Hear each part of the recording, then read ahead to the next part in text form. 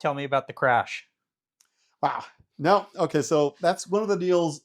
I was in a crash in 1995, March 6th, Monday night, In the Apache. in the Apache helicopter. Okay. Um, that one was a flight computer problem, a glitch that was known but not widely disseminated. And I say this because after my crash, both Tommy, the pilot in command at the time, and myself, we got phone calls from all of our friends in the military all over the country saying, like, oh man, what happened? You know, all this and all that. And what had happened was the helicopter had what we called a HARS spike with a DASEC failure.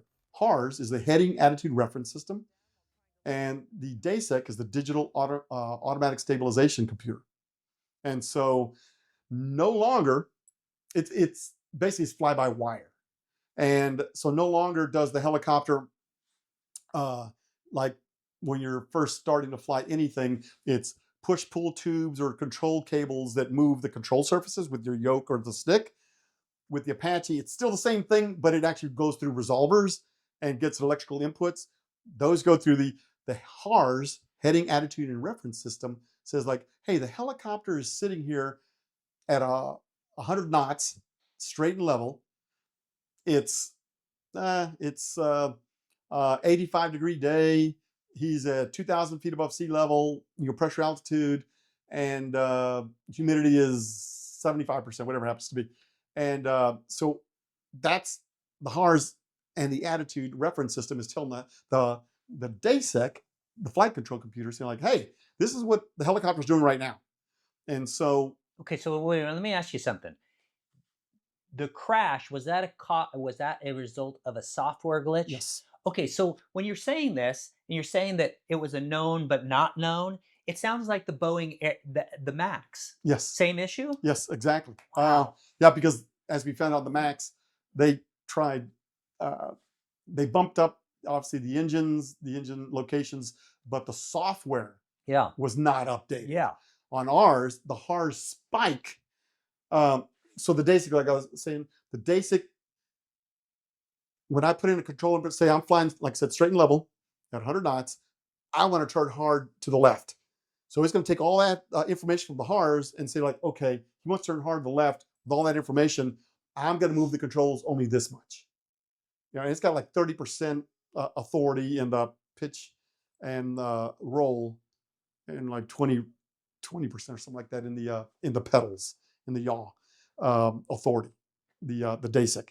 And so, like I said, so even though I moved the cyclic this much because I want to turn like this, what is actually happening is, for whatever reason, you know, the DASIC says, oh no, we're gonna move the controls like that, you know, to make it do what you want it to do. Mm-hmm. And all that goes into the fire control computer and such to have a stable flight firing platform, and to also be extremely maneuverable and aerobatic. Um, so um, on ours, like I said, the HARS spike with the DASIC dash 14 software is what was in the HARS. So it's one big long number, dash 14. And that's why we called it the dash 14 software. They had already been having problems Army wide with the helicopter doing uncommanded control inputs. And so the HARS had not the HARS, the DASIC had a RAM memory. And so all these control inputs and all this information and such, they found out that every now and then the HARS would, the RAM was in the HARS, it would just all of a sudden, like, I'm full, burp. I got to get rid of all this stuff, this information, and that's a hard spike, an electrical spike. And it was such a hard or strong electrical spike to the DASIC that it's like, wow, man, you just, okay, you want to do this, we'll make it roll. And you're sitting there with the stick straight and level, and it's rolling on you. And Is you're that like, what happened then? on mine, it was the tail rotor. Okay. We were hovering off the runway, getting out of the way of a Learjet that was about to land behind us, right up here at the Conroe Airport, and at night. And coming in to land, I was on the controls in the front seat under night vision system, but the Learjet was about 4 miles behind us on final for the runway 14, an uncontrolled airport, no tower. This is way back, like I said, 95, no tower. And so when we heard the Learjet call, we said, "Hey, Learjet, we're about to turn inside of you to land on that same runway, 14." He never responded.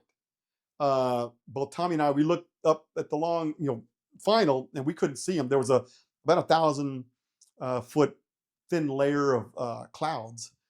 You could see straight up, you could see stars, but if you looked at an angle, you couldn't.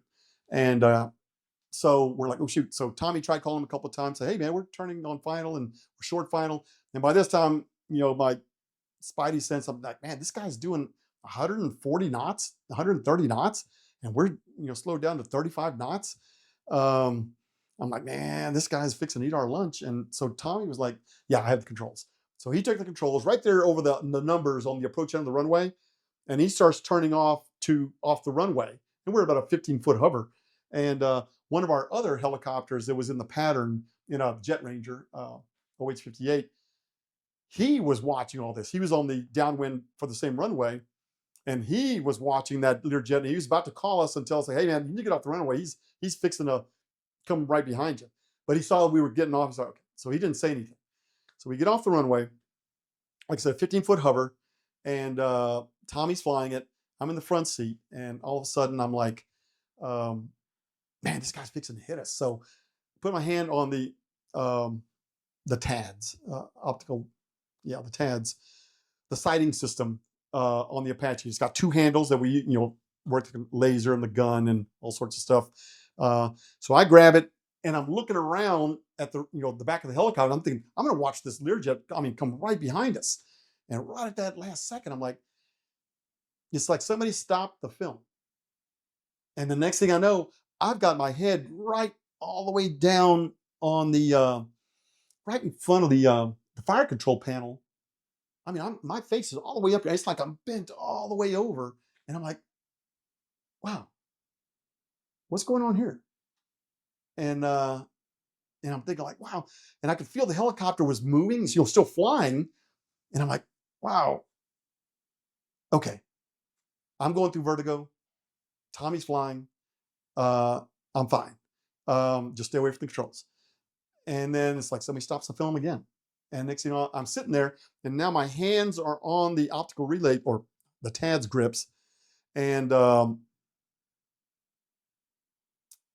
next thing I know, it's kind of wobbling sideways. And I've got this a lip light on our microphone, on our mic, that but I say I didn't know it, but there's a green light on, and I'm like, wow, I can see everything. And what I didn't know is that my helmet display unit, my night sight, was gone. And then I'm like, wow, okay, stay away from the controls. What's going on here? Where did I park my Jeep? And I'm like, wow, how did I get home? I'm having a dream. I'm not here. How did I get home? Where did I park my Jeep and all that?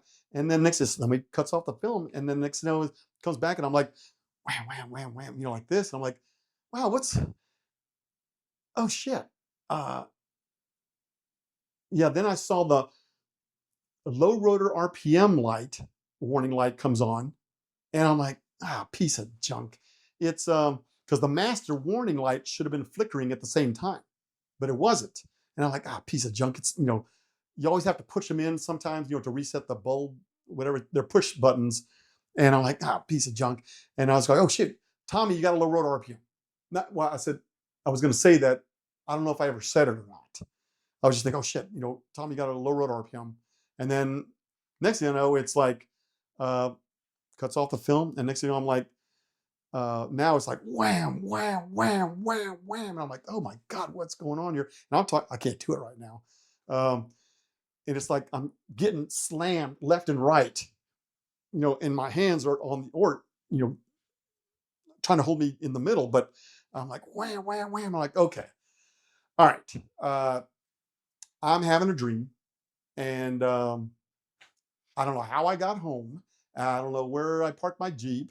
And, but yeah, I'm having a dream. So this is getting pretty bad. So my wife will wake me up any second now. And it's just a bad dream. Where did I park my Jeep? You know, and I kept thinking that. And then it was like, wham, wham, wham, wham, wham, wham. I mean, just like freaking hard as shit, just slamming right and left inside the cockpit. And I'm like, oh my God. Then I could start hearing, is this ever going to stop? What's going on here? Um, and next thing you know, I start hearing that, pop, pop, pop, pop, pop, pop, pop, pop. And remember the movie Black Hawk Down, where that Black Hawk is hitting the ground, the blades are hitting, it's like pop, exactly like that. I mean, it was just pop, pop, pop, pop, pop, pop, pop. I'm like, oh shit, we're crashing. Oh my God, I need to get my head down low to the left, because in the Cobra, when there's ever a crash sequence, they taught us that if you do an auto rotation and it's coming down vertically, whatever, the guy in the front seat is going to die. Either the turret is going to go right up his ass, and then the blades will come through and take his head off. That's after his head plants in that optical relay tube. I mean, he's going to get that through the head there, going to get gun up through the middle, up the bum, and then he's going to get his head taken off, because the blades will flex all the way down coming through the cockpit and all. In the Apache, they fixed it by putting the gun in its own tunnel in between the front and the back seat. And if you end up hitting forward, it'll rip off and all, and it'll break away. And then the Apache had these huge struts on here, like huge shock absorbers, and the seats were they're designed to compress. Yeah. So that's what they learned from the Apache. So here I am, in the Apache, and I'm thinking, oh God, I don't want to get my head knocked off. So I don't know if I ever did or not, but I'm sitting there thinking I got to get my head down low and left. And it's like somebody turns off the movie, and next thing you know, it's like somebody turns on the movie or turns on the camera. And I'm like, wow, what's going on here? And I'm just sitting there. It's all quiet. And I look up and I could see the stars, but the whole canopy, the front of the canopy there was spider webbed. It was all cracked all through there. And I thought, wow, what the hell? And I could feel a cool breeze coming in from the right side. I'm like, wow, what the hell is going on here? And just like somebody turns off the camera. And then next thing you know, it's like somebody turns on the camera. I'm looking up, and there's somebody standing. I see a silhouette, and he's standing there, and he's talking like Charlie Brown's teacher, like wah wah wah wah wah wah wah wah wah wah wah wah wah. And I'm like, who the hell are you? And then I'm thinking, like, when you stand near the front of the Apache on the ground, from the front seat, you're looking down at anybody, unless they're 8'10". You're looking at the person down. And here I am looking at this person, like, and I couldn't understand the word they're saying. I'm like, wow, what the shit? What the hell? And then somebody cuts off the camera. And then next thing I know, in the push-up position, halfway out of the cockpit, with my hands are in the ground, and the grass was cool, and I'm kind of sitting there, or in the push-up position, and then I see 2 feet on either side of me. I'm like, oh fuck, I'm caught. Oh fuck, what am I gonna do now? Oh shit, Caught by who? yeah, I'm just thinking like, oh my God, and so I'm like, what the fuck, fuck. What am I gonna do? And then saying the wah wah wah wah wah wah wah wah. I'm like, oh God, oh God, oh God. And then next thing you know, he picks me up underneath my arms, and it's like, oh fuck, it hurt. I mean, he picked me up standing up, and then I'm like, going like, what the fuck happened? Wah wah wah wah wah wah wah wah wah. I'm like, what the fuck are you saying? And he's like, wow, hey, I don't know how long we've been here, but nobody's coming to get us. We got to walk back to the hangar, and it's about a mile away. We're in the middle of the airport, and you could see our hangar lights about a mile away on the whole other side of the airport. He goes, I don't know how long we've been here. And it was Tommy. And okay, so what Tommy said was, he took over the controls. He was getting off. He said, felt the same thing. He said, yeah, this guy's fixing to eat our lunch. And he said, all of a sudden, he's all right, we're off the runway. And he's looking ahead under night vision to see, no pigs or deer, nothing was in the way. No big deal. And then he said, all of a sudden, it's like somebody stomped on the right pedal and the helicopter went hard right. We're still flying at 15 knots, 15 feet above the ground, maybe about 5 to 10 miles an hour. And he says, like somebody stepped on the right pedal and it shoved to the right, which jived with what I said. Like all of a sudden, I'm all the way, to the left, looking down, at the fire control computer, and he's going, "Wow, what was that?" And so he straightens it back up, and he's going, "Wow, what the hell was that?" And then all of a sudden, wham! It's like somebody shoved the left pedal real hard, and he's like, "Whoa, whoa, whoa!" So he sits there and tries to. He straightens it back up. He's like, "Oh no, man, there's something wrong here," and so he's about to land, and then he said, all of a sudden, wham! It's like somebody shoved the left pedal all the way down. Now that's what we call the power pedal, left rotor or left tail rotor. When you're adding power to the helicopter to go faster or higher, you're putting in left pedal to counteract the torque. And so what happens is the DASEC had shoved full left pedal, so much so that the engines couldn't keep up. And so the rotor RPM slowed down, and then that's when we hit the ground. But was that caused by the plane coming in? That's what we thought, but no. I've even got the accident report and everything. He kind of explained that, oh yeah, I knew we was going to be close, but yeah, we were nowhere near him. And he also made a statement that, yeah, I figured it was kind of close because right as we rolled out or flared out, all of a sudden the left wing comes up, and I just, he leveled it out and continued their landing. He says, then I didn't know anything happened until he taxied back to the other FBO, the gas station there on the airport. And the guy said, hey, man, you used to know a helicopter just crashed out there. And he's like, oh, wow. No. And all. The guy at the airport, he had been listening to everything on his radio, and he just heard the loud roar and crash. He couldn't say it was at night. He couldn't see it either. He just heard a loud roar and the sound of a crashing vehicle, but he didn't know it crashed. He just asked the guy, hey, did you know that a helicopter crashed out there or something like that? He's like, oh, I didn't know that. That Learjet pilot made several statements saying like, oh yeah, he knew it was going to be close. And that was our rotor wash that made his wing come up on his flare out. So he was close. He was real close. But no, there was no indication that he had hit us on the back. Now, his wake turbulence could have possibly blown the tail to the left and started that. But that, like I said, after the crash, the testing and everything from Martin Marietta and Singer that made the DASIC and the HARS, they said like, oh yeah, Dash 14's HARS. Yeah. So now we're fixing there. He's saying like, hey, nobody's coming. This is only at 9 o'clock at night, and we got to walk. And so he said, yeah, I walked about 5 feet. I kept saying like, man, my side hurts. God, it hurts so bad. It hurts so bad. My side, my ribs and all. And he was an EMS pilot at the time, and he had flown in Vietnam also. And he'd said like, God, I hope I don't have internal injuries and such, because he says, but we got to go because there's nobody coming out there.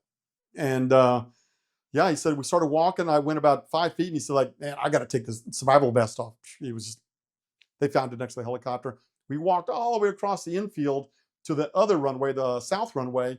And he goes, and the grass was about knee high. So I'm like, God, this hurts, on my ribs and everything. It hurts so bad walking this grass. And we finally get to the runway. Whoa, hang on. Make sure we don't get run over by another plane. And so we're making a beeline to the hangar, and we get to the other side of the runway, and I'm going, no, I can't walk to this grass anymore. This hurts too damn bad.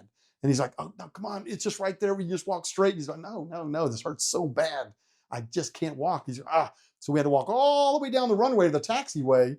And we get down the taxiway, And I remember one of our tractors that pulls in our Apaches, he comes rolling up to us and he goes like, "Hey, wah, wah, wah, wah, wah, wah, wah." I couldn't understand what they were saying, but Tommy said like, yeah, the guy goes like, "Oh, did you guys have a PL, a precautionary landing out there? Do I need to, get the tow bar and tow the helicopter back in?" And Tommy says, "No, man, we crashed. We freaking crashed out there." And he says, "Oh, shoot." And so he turns around and takes off. I'm like, "Oh God, I've got to walk even further. This is bullshit. I'm not walking anymore. This is bullshit." I was hurting so bad. Um, and then I remember right after that, just a bunch of the other pilots had already come in because there was a squall line coming through in about an hour or so. Um, and I remember seeing everybody running at us and everything. And then a really good friend of mine, Don Sumner, he had come up. He's like, "Man, are you okay?" And I'm like, "God, this fucking hurts so bad." Fuck. And he's like, "Oh well." And I just remember I hugged him and just kind of, he was holding me up, and I was like, "No, man, you're all right, you're all right, you're all right." And I'm like, "God dang it, this hurts so bad, this hurts so bad." And he's like, "Well, let me lay you down." And I'm like, "No, no, no, just I'm gonna stay right here. This doesn't hurt as bad." And then I remember one of the other pilots on the cell phone saying, "No, damn it, Herman Light Flight is required to respond to anything we call to them." But the squall line was coming and all. So, they told him like, "No, you got to come, all this." And I'm like, "Oh God, I'm about to get a flight in a EMS helicopter and I don't have my resume." And I'm like, "God." So was it a broken rib? What happened? No, I flexed them and spread them. Ah. Oh, oh yeah. Yeah, next thing I remember is, the ambulance comes showing up, and yeah, end up in the ambulance, and I just, like I said, I don't remember much of that. I just remember waking up in the ambulance, the guy saying like, "I got to take some blood." I'm like, "I hate needles." And next thing I know, we're at the hospital, and he's saying like, "Hey, wow, shoot, news is here. So hey, when I open the door, there's gonna be a lot of lights." And I'm like, I don't even remember that.